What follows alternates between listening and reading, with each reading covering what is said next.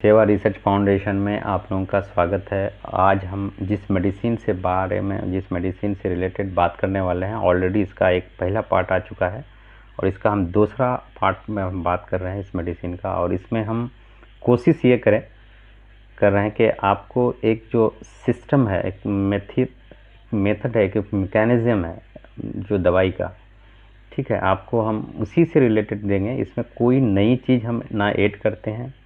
हम उसी चीज़ का वीडियो हम ज़्यादातर अपलोड करते हैं जो हमने अपने क्लिनिक में टेस्टेड है, ठीक है। तो हम बात कर रहे हैं मेडिसिन आर्निका मोंटाना की।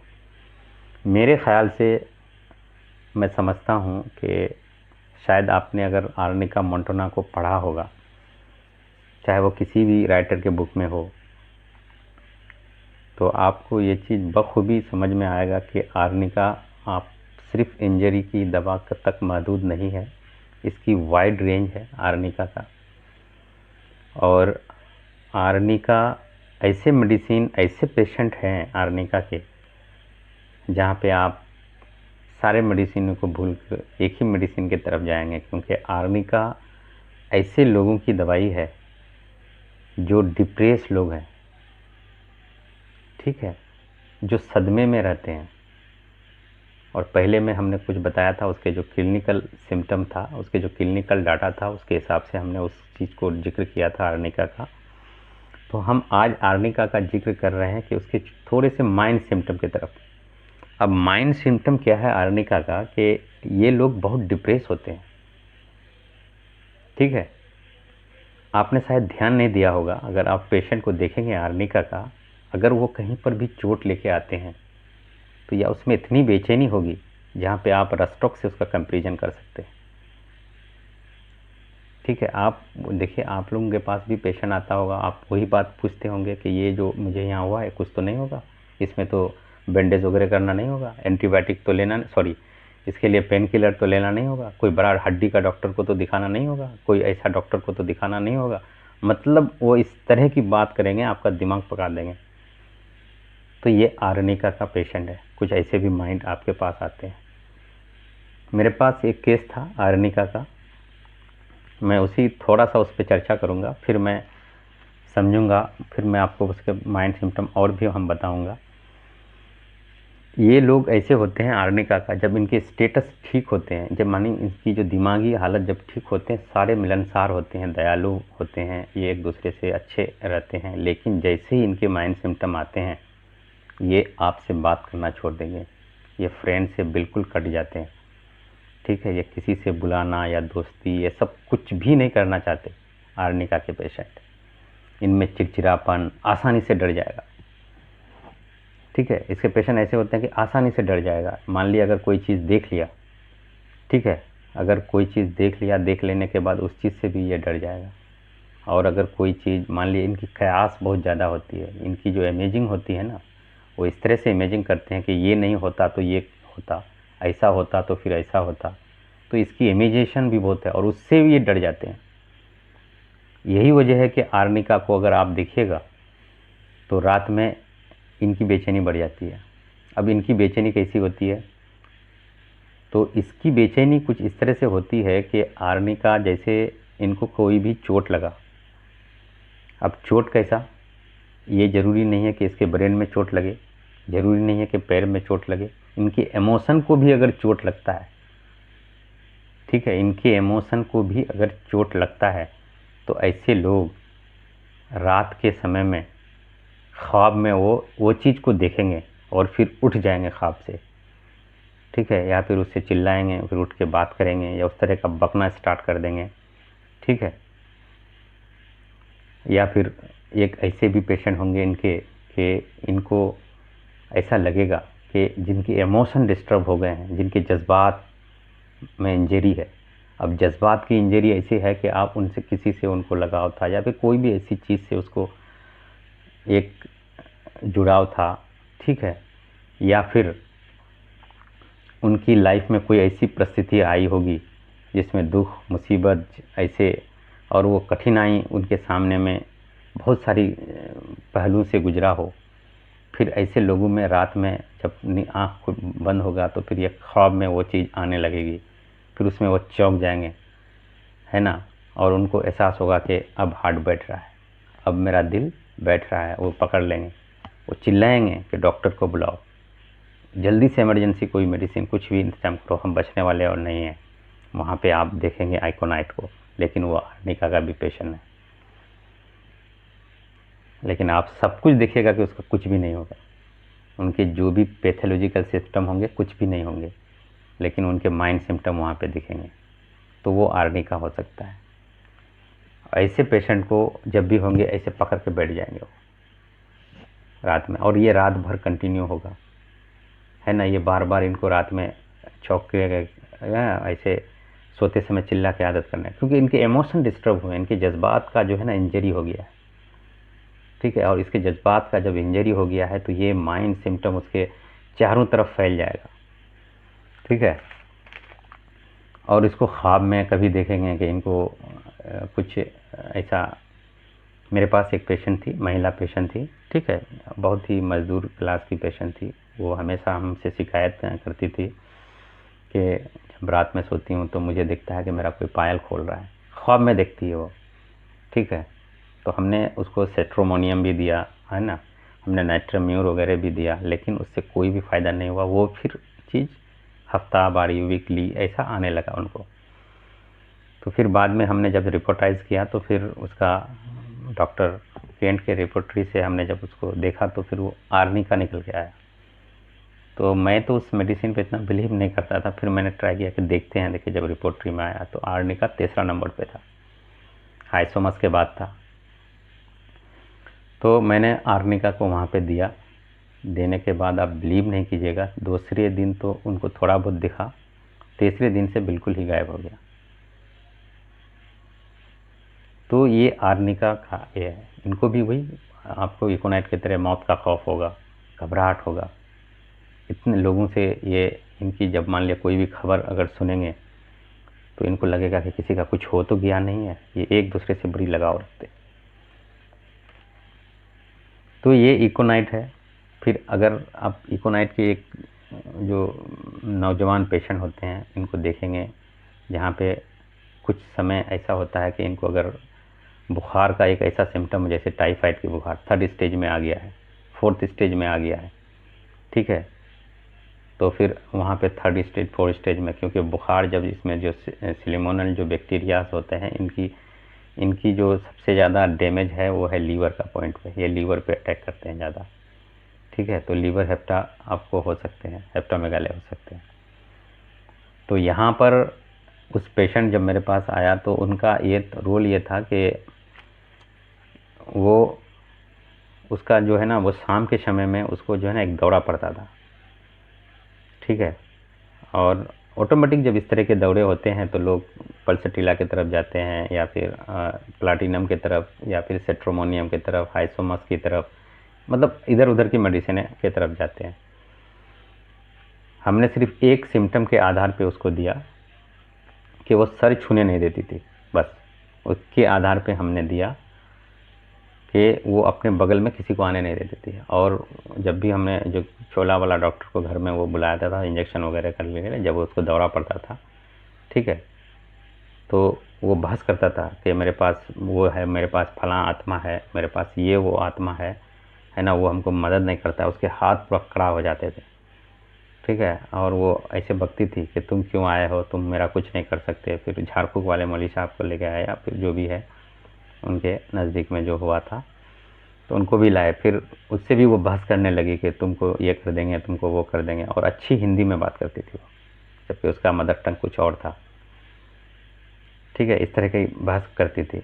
और मैंने सिर्फ एक सिम्टम जब हमारे इसमें क्लिनिक में जब उसको लाया, हमने एक सिम्टम पे दिया, सिर्फ वो कि सर छूने नहीं देती थी, ठीक है। हमने आर्निका का सीएम का डोज कंटिन्यू किया 5 से 7 दिन में, उसको फिर ये दौरे नहीं आए। और तो जब टाइफाइड के हाँ उसको टाइफाइड था, और टाइफाइड के फीवर में ऐसे होते हैं कि जब स्टेज पे जाता है तो उसको इन्फ्लेटाइटिस हो जाता है ब्लड, जहाँ पे आप हेलीवोरस को देखते हैं, जहाँ पे आप जल्सीमियम को देखते हैं, जहाँ पे आप जीजिया को देखते हैं, जब ऐसे मेडिसिन को देखते हैं वहाँ पे आर्निका को भी आप देख सकते हैं। तो ये आर्निका का था। फिर उसके बाद इनकी एक स्टेज ऐसी भी आती है, मैंने जैसे आपको बताया कि इसके जज्बात में भी इंजरी होती है। अगर इसके जज्बात में इंजरी है तो ये इस तरह की बातें करते हैं। और दूसरी हम इस चीज़ को हम देखेंगे कि अब इसका कंपैरिजन आप ये करते हैं कि आर्निका में एक चीज़ है कि आर्निका की जितनी भी ज़िंदगी की घटनाएं हैं इसको ख्वाब में ये दिखाई देंगे, ठीक है। उसके बाद से ये चौंक जाएंगे रात में, आप वहाँ आर्निका को सिलेक्ट कर सकते हैं। और जबकि ओपीएम ऐसा होता है कि उसकी ज़िंदगी की जो भी घटनाएं हैं, ठीक है, वो दिन में उनको दिखेंगे, आँख खुले हुए दिखेंगे, उस तरह की वो बात करेंगे, देखो उधर से कोई जा रहा है, ऐसा जा रहा है, मतलब इधर उधर की बातें करेंगे वो, जहाँ पे लोग भूत बैताल या फिर भूत प्रेत का बात समझते हैं, ठीक है। तो आप वहाँ ओपीएम को इसको कर सकते हैं। अब आप इसको अगर जब कंपैरिजन करेंगे, अब इसकी बेचैनी कुछ इस तरह से होती है जहाँ पे आप इसको रस्टॉक्स के साथ देख सकते हैं। रस्टॉक्स का बेचैनी क्या होता है कि ये जितना देर लेटेगा उसका दर्द उतना ही बढ़ जाएगा। इसलिए आपके पास जब केस आता है कि एकदम सुबह सोते हैं, सॉरी रात में जब सोते हैं सुबह उठ नहीं पाते, इतना दर्द है, थोड़ा सा बैठ गए एकदम हाथ उठने ऐसे पकड़ के उठना पड़ता है, तो इसका मतलब जितना रेस्ट में रहा, ठीक है, उतना दर्द उसको दर्द रहा। ये रेस्टॉक्स है, ठीक है। लेकिन आर्निका ऐसा होगा कि जितना देर वो लेटेगा, ठीक है, जितना देर वो लेटेगा इधर उधर पलटेगा। जबकि रेस्टॉक्स लेटने के बाद वो जब उठेगा, जब वो इधर उधर करेगा तब उसका दर्द होगा। रेस्टॉक्स में बेचैनी होती है। और इसमें जो इसमें डिप्रेस होते हैं। अगर आप उनसे कहिएगा कि आपको फिर यहाँ से उठ के इधर चले गए, मतलब एक जगह से उठ के दूसरी जगह चले जाना, तो उसको वो कहेंगे कि ये बेड अच्छा नहीं लगता है, सख्त, मतलब गड़ता है हमको, ठीक है, सख्त लगता है, हार्डनेस है जहाँ पे बैठे हैं वो। तो आप आर्निका और रेस्टॉक्स को यहाँ पे इस तरह से कंपैरिजन कर सकते हैं। अब दूसरे तीसरा चीज़ में हम देखेंगे कि कभी कभी ऐसे पेशेंट भी आपको दिखेंगे कि कोई भी स्थिति हो, कोई भी स्टेज हो, है ना, वो कोमा में चले जाते हैं, ऐसे ऐसे कुछ बात करते हैं, कुछ बकते उगते हैं, फिर बेहोश हो जाते हैं, किसी से बचें। तो वहाँ पे भी आप आर्निका को देख सकते हैं। अब आर्निका का कुछ ऐसा भी सिम्टम आता है कि इनकी इमरजेंसी कब होती है कि जैसे हमने आपको बताया कि रात के समय में अगर इसकी हो कि जहाँ पे बोला कि मुझे अब दिल की बीमारी, मैं नहीं बचूंगा, इस तरह की बात करता है जब, ठीक है, तो वहाँ का सिम्टम, इसको दो चीज़ होते हैं इनके, या तो रीढ़ की हड्डी हो या सेरेब्रल्स हो, यहाँ में थोड़ा सा उसका जो उसमें जो है ग्रोथ हो जाता है, ठीक है, और उसी में खिंचाव या फिर फूड जो भी बोलिए वो आ जाता है। तो वहाँ पे आप ऐसे पेशेंट को आप आर्निका दे सकते हैं, ठीक है। अब दूसरी चीज़, जबकि उसको हकीकत में देखिएगा तो इसको कोई भी बीमारी नहीं होती है 90% केसेस में आर्निका का, क्योंकि इसके माइंड सिम्टम आ जाते हैं और माइंड सिम्टम के आधार पे ही हो जाते हैं। बहुत सारे केसेस ऐसे होते हैं कि अगर कहीं पे इंजरी हो गया तो लोग कहते हैं कि आर्निका लगाओ, बहुत सारे डॉक्टर सजेस्ट करते हैं कि आर्निका का मदर टिंचर लगाने के लिए देते हैं, जबकि डॉक्टर केंट साहब इसके लिए कहते हैं कि अगर जो भी आप मदर टिंचर को आप यहाँ पे अगर आप लगा सकते हैं ये लोशन आर्निका का, तो ये जाहिल लोग होंगे, ये जहालत होगी आपकी।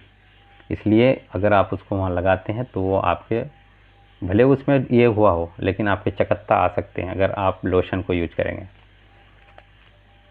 अब कुछ जैसे कुछ बीमारी है जो जोमेटिक डिजीज़ है, ये 19-18 सेंचुरी के जिसमें जो इन्फेक्शन डिजीज़ का जो भी ये हुआ, जिसमें आपको जैसे आपको रूबेला हो गया, ठीक है, इसकी एक बहुत दौर रही उस ज़माने में 19 और 18 सेंचुरी के बीच में। इसमें जैसे डायरिया हुआ, सॉरी रूबेला हुआ, जो स्किन की डिजीज़ें होती थी, ठीक है, जहाँ पे आपको ये करता, वहाँ पे आर्निका आप नहीं लगा सकते, इससे आपको चकत्ता हो सकते हैं, जहाँ पे आपको फिर बैक्टीरिया, फिर बहुत दिन तक वो रहने से फिर बैक्टीरिया का वो घर बन सकता है। अब वो बैक्टीरिया स्ट्रोफाइलस हो सकता है, स्ट्रेप्टोकोकस हो सकता है, जो भी है बैक्टीरिया है, फंगस वगैरह बैठ सकते हैं। तो ये है उनका। अब हम अगर इसको देखें तो आर्निका एक तो ये केसेस हो गया। अगर आप अपेंडिक्स में, जहाँ पे आप ब्रोनिया को देखते हैं, जहाँ पे आप कोलोसिन को देखते हैं, जहाँ पे आप बेलाडोना को देखते हैं, तो आप आर्निका को भी देख सकते हैं। आप आयरिस 10X तो देते ही हैं। आयरिस 10X अपेंडिक्स की सबसे बड़ी दवाई है। उसके बगैर आप अपेंडिक्स की कोई भी ट्रीटमेंट नहीं कर सकते हैं, उसमें आपको सक्सेसफुल मिलेगा ही नहीं।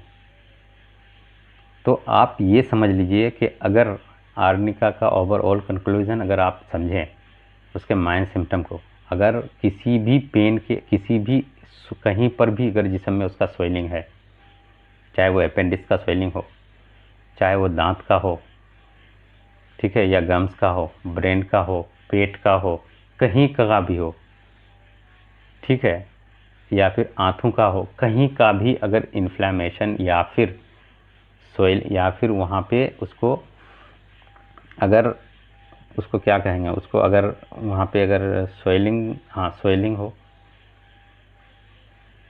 या फिर उसका अगर वहाँ पर कोई इन्फेक्शन हो, ठीक है, चाहे वो लीवर में क्यों ना हो, उसके कारण से अगर उनके माइंड सिम्टम में कुछ भी आपको उल्टा दिखता है, ठीक है, जहाँ पे वो उसको डिप्रेस दिखता है या फिर बार बार आपको क्वेश्चन करता है, आप बेशक आर्निका को चूज़ कर सकते हैं, दूसरी मेडिसिन चूज़ करने की ज़रूरत नहीं है।